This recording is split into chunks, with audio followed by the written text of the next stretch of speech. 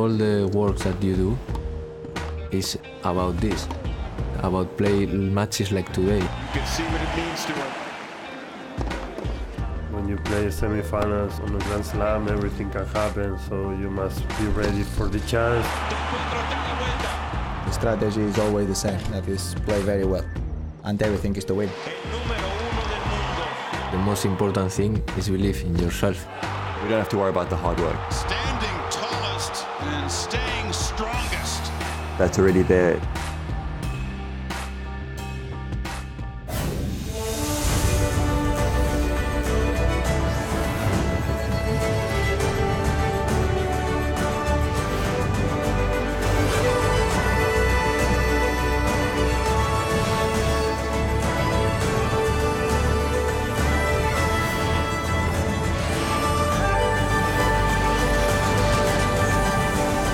Welcome to US Open Primetime. Flushing Meadows was full of energy and excitement as tennis enthusiasts got the weekend off to an early start. Well, hello and welcome. I'm Stephanie Brands here once more with Mark Donaldson on men's semi-finals day, and what energy there is out here. We'll also bring the latest on the Aussies in action, including an Australia and New Zealand clash in the mixed doubles, and we'll look ahead to tomorrow's All-American women's final. But first, the men's semis, and what an atmosphere it was in Arthur Ashe Stadium as Rafa and Delpo duked it out for a shot at the big dance. Let's take a look. Rafael Nadal, two-time US Open winner, 2010, 2013 against Novak Djokovic on both occasions, and this one up against Juan Martín del Potro. Delpo came from 2 sets down against Dominic Thiem. He beat Roger Federer and he took the opening set 6-4. We have a game on our hands, or do we? Rafa, well, if Delpo was the red rag in the first set, Rafa was the bull going forward. Delpo really struggled in the second set. Down love 3 here, Nadal whipping another huge forehand down the line winner, and he would break again to win the second set with a bagel. Set 3, Delpo serving in the second game. Break point, Nadal. Go on, Rafa. Vamos! Flying. And then on set point for Rafael Nadal, attacking the net, the put away, the fist pump,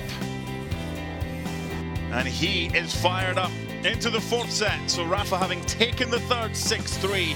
This is Delpo serving at 1-all in the fourth set. It's a break opportunity for Rafael Nadal, and the way that the gas tank was emptying for Del Potro, you even got this impression at this stage that this could even be a virtual match point. Speaking of which, Rafael Nadal through to his 23rd Grand Slam final. A chance to win number 16 and a third US Open on Sunday against Kevin Anderson. He sees off Juan Martín del Potro. The Argentine's run ends at the semi-final stage. The 09 champion is out. The champion in 2010 and 13 is through. 4-6, 6-love, 6-3, 6-2. Important day for me, important victory against a great opponent. That he came to that match with confidence after beating Roger and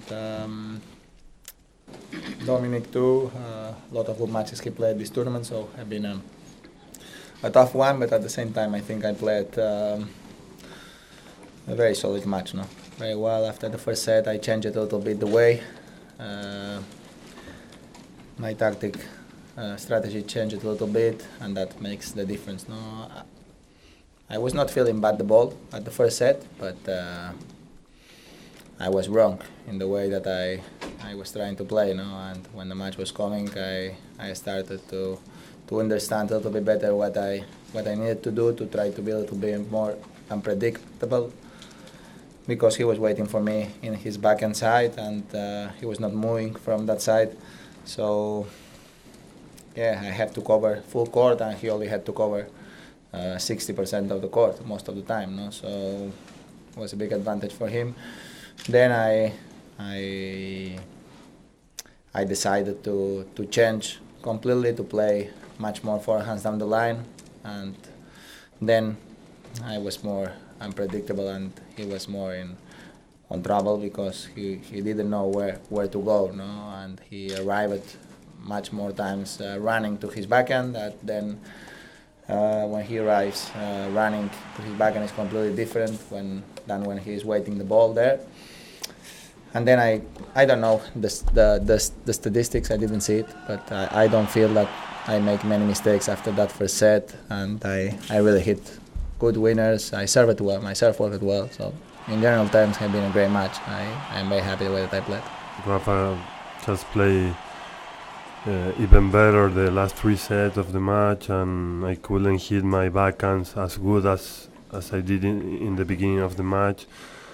And he's a lefty player, so he couldn't find easily my left side of the game, and he played so smart from the second set till the end of the match, and he was dominate every time of the match, and he played well. Do you have any questions, says Pascal Maria. The question is, which of these 2 Grand Slam semi-final debutants would get through to the final? Kevin Anderson, very nervy start. That was in the 6th game. Anderson went long, Carreño Busta with the break and won the first set 6-4. Then things turned around. The nerves went. The more aggressive Kevin Anderson appeared. We saw that against Sam Querrey, and we saw it in the 2nd set. That was set point.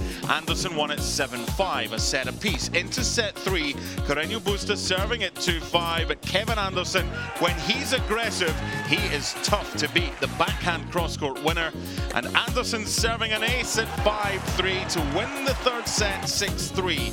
Into the 4th, and at this stage, Carreño Busta looked like he had been through the mill. He was tiring, and Kevin Anderson, look at the depth on some of these shots. Then the little touch at the net, then the put away to light the fist pump as well. He's added that to his game, courtesy of Neville Godwin and others.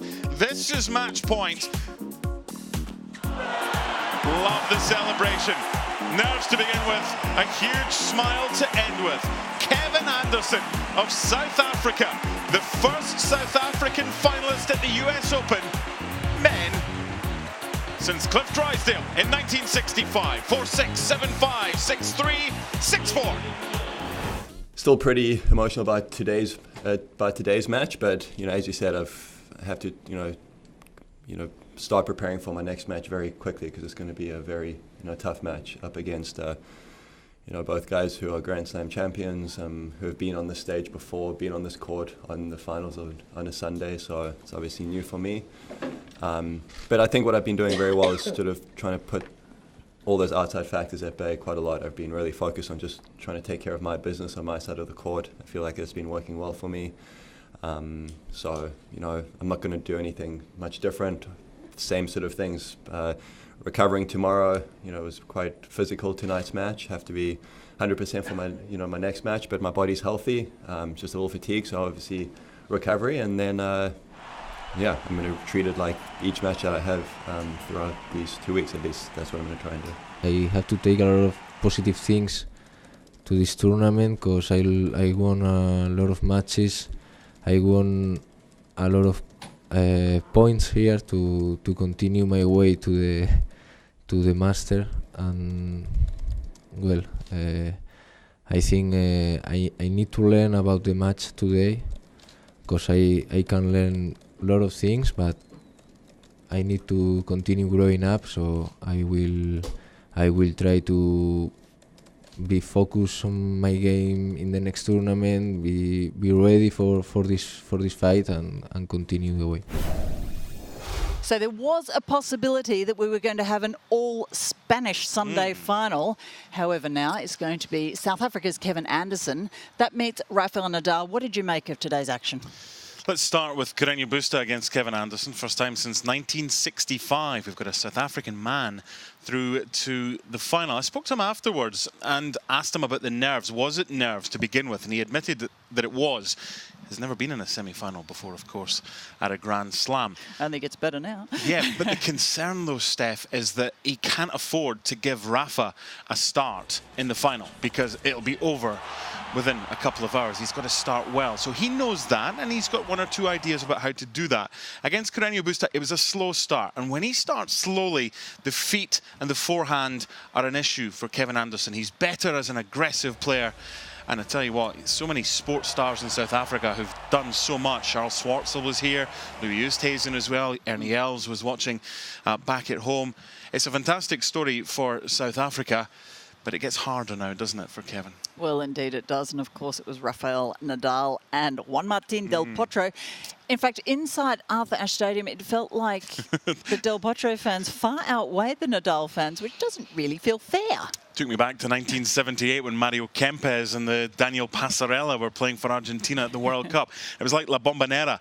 And there were soccer jerseys everywhere. And in the first set, when he took it 6-4 and he got the break at 4-2 as well, what an atmosphere. I mean, you talk in sport about blew the roof off. Well, the roof was open, but the stuff that was still up there, it nearly got taken off. But Rafa had something to say about that 6-love second set. That, for me, is when the gas tank, which was there, half full, empty, done. Yeah, no, you're absolutely right. Of course, that match will be on Sunday, but tomorrow it's the All-American encounter, and we'll analyse that right after the break.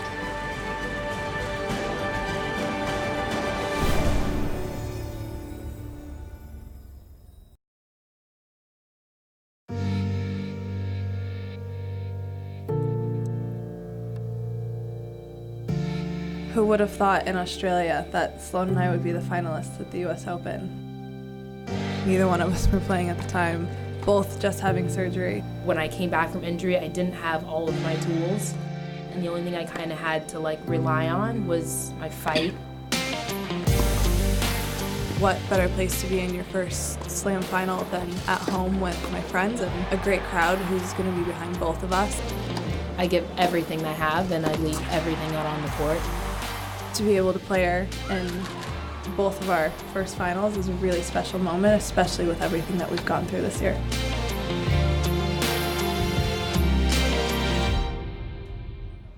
So our women's finalists are confirmed. Pam Shriver, Renee Stubbs. What a tournament it's been. What a journey, if you like, as Sloane Stephens. Oh my goodness, they traded sets, her and Venus, playing poorly in one each. And then did you expect it to turn out the way it did? Well, I kind of hope so. I think we all did. We're watching the match. We wanted to see them both play well at the same time, and guess what? In the final set, we did. We saw the great speed of Sloane Stephens. We saw it go down to the wire and just a couple of points here and there. It ended Venus one of the great years that anyone over 30's ever had at a major, especially someone who's had the autoimmune problems with Sjogren's. And one of my favorite stories of the year will always be Venus and how she did in the majors. But in the end, Sloane Stephens' comeback the last 5 weeks is astronomical. Indeed, in a face of the future, and we'll all be enjoying the final. Of course, she will face Madison Keys. And Renee, she was absolutely dominant. Coco was just played off the court. Yeah, absolutely. I mean, we marvel at the speed of ball that comes off the racket from Madison at all times. And I think, the match that she won against Vesnina, where she won at 1:45 in the morning and was able to get through that match and sort of had the fortitude to stick to it because she did not play a good first set. And then from then on, she's just battled through every single match. And then all of a sudden, in the quarterfinals and semifinals, she's been absolutely spectacular. So a lot of us feel that she's the favourite going into the final just based on the fact that she can hit anyone off the court. The serve is a little more dominant than Sloane. But then again, Sloane has got some amazing wheels and can counterpunch against the best ball hit at her. So it's going to be, hopefully, it's going to be a great final. I was chatting with my colleagues about the fact that perhaps Sloane would feel the occasion too much. That wasn't the case. Do you think she'll be fearless in the final? Well, that's going to be the big question for both. When you're playing your first major final, and both have had nerves in the past, both backed off when they got the semis of the Australian Open a couple of years ago. Neither one of them backed it up well afterwards. So this is a huge occasion, but they're more mature. They've been through all the injuries. They've had adversity.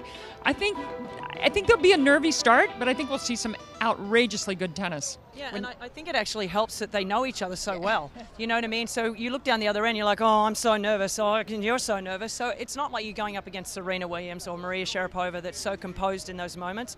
you know that the person down the other end of the court is feeling exactly what you are, and they know each other really well. It's a little like the Italians 2 years ago when you think about Vinci and Panetta, and it actually ended up being a pretty entertaining final. It did, and it certainly will, and the American fans will be happy either way, so it's a good result for them. Let's talk a little bit about the Australians, and Renee, we heard Pam just mention injury and illness, and that's something that often sums up Sammy Stosur.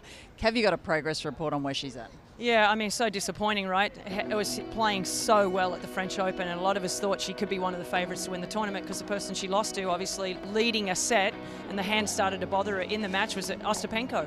So, I mean, that really could have been Sam's opportunity to win a French Open. Since then, she's really struggled. She went back to Sydney. She tried desperately hard to play New Haven, and of course then the US Open. Finally packed it in and decided not to, but from what I've heard from her, she's ready to go in Asia literally in a week or two. So she's back, hopefully injury-free, but it's, yeah, you just sort of feel so sorry for her because she was just starting to play some really great tennis. And of course a former winner here, so it would have been great to see Sam Stosur back. Daria Gavrilova was here. Pam, you saw her play. She's had a pretty good summer. She had a great summer, winning the Connecticut Open. It was, I think, the best match we saw in the U.S. Open series. It was so dramatic, her win, her charisma, her speed about the court, her powerful forehand, obviously trying to figure out the maturity and trying to stay level throughout an entire match emotionally. And then the match against Shelby Rogers, I think it was still the longest on the women's side for the tournament. Obviously, she ever, not game-wise, but time-wise. So it was a special match that she came up short, but I think still you have to take away the strengths of her summer. She's slowly building a better and better reputation with weapons, and she's improving. And I think with her power and her speed, she's got to look at someone like the way Keys and the way Sloane Stephens are in the finals of U.S. Open, Ostapenko winning the French. Gavrilova's got to figure if she puts it all together, she can be in the same situation. Yeah, I mean, we'll see. I think the maturity that Dasha showed in the third set of the match in New Haven was a big one. It really showed her that to win those tournaments, not only does she use her speed around the court as well as anybody, but she actually stepped up and hit winners in the last game to win that tournament. So that was a huge, for me to see her step up to the occasion was pretty tremendous, and it's great for women's tennis in Australia. Yeah, certainly the Aussie women trekking well. Before we let you go, ladies, who's going to be lifting that trophy? Oh, I mean, I'd really just want to see a really great 3-set, 7-6 in the third. Again, we've seen the women have killed it. They have killed it this week. They've been unbelievable. They're the most entertaining we've seen with the matches that we've seen. I have to give the edge slightly to Madison Keys just because of their power, but I don't know. I mean, I would favour Madison slightly. Yeah, I'd say definitely Madison based on the way she's played the last couple of matches, but Sloane Stephens is on a magic carpet right now, so who knows. Absolutely can't wait. Thanks for your time, ladies, and your insight on that. We're looking forward to that one. But after the break, we take a look at the action from the men's doubles final.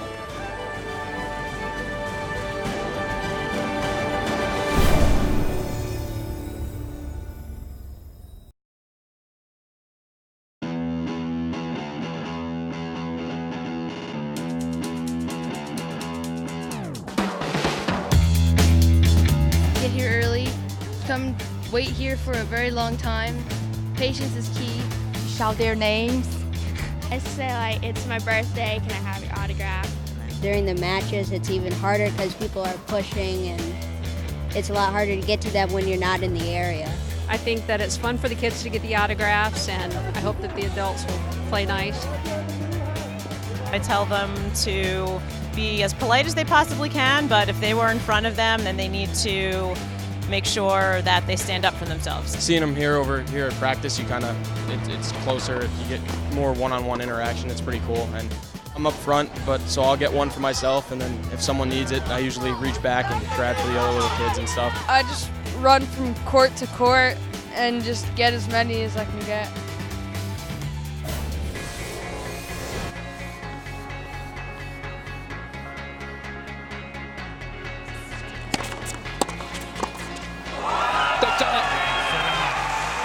And they can hardly believe it. 6-4, 6-3. Jean-Julien Rojer and Horia Tecau are the 2017 US Open champions. I think that's the key to the whole thing. You need to communicate and be out there and really fight together. Otherwise it doesn't work, of course. And it's difficult because we're out here and these are pressure-packed situations, and sometimes I get really angry at myself and I could stop talking to Horia, so he's got to get me out of it and vice versa. But I think that's a strength of ours. And yeah, we've done, you know, we've had a great 2 weeks and we played well in all of the matches, and I think we did so today again. And the other thing I would like to say is to thank our box and special group of friends that came to see me today. Our box that's been with us the whole 2 weeks. My family that's in Curacao, small island in the Caribbean, by the way, and they couldn't make it. They couldn't make it because of the hurricane, but I know they're at home watching. So yeah, this is for them as well. Ladies and gentlemen, one more round of applause for our 2017 U.S. Open men's doubles champions, Jean-Julien Rojer and Horia Tecau.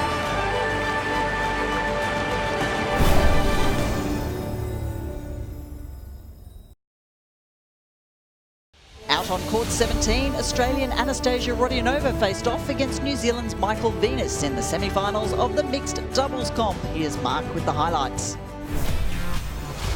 Match point on court 17, the mixed doubles semi-final. Michael Venus of New Zealand against Oliver Marak and Rodionova. His partner Chan serving on match point. Nice hands at the net from Michael and the put-away winner. And they'll be tough opponents in the final. So the man from New Zealand and his partner Chan win this one against Oliver Marak and Rodionova. Michael, what a great run you've had. You certainly look happy. And you know that you'll be having one of either the Hingis-Murray combination or Coco Vandeweghe, and her partner will be your opposition. You must know a fair bit about their game. How will you prepare? Yeah, exactly. They're obviously really great players, all of them. So we're going to have to play well. But every time we've come on the court, we've had a great time and enjoyed it. And I think it's helped us play some good tennis. So hopefully we can come out there tomorrow and do the same thing.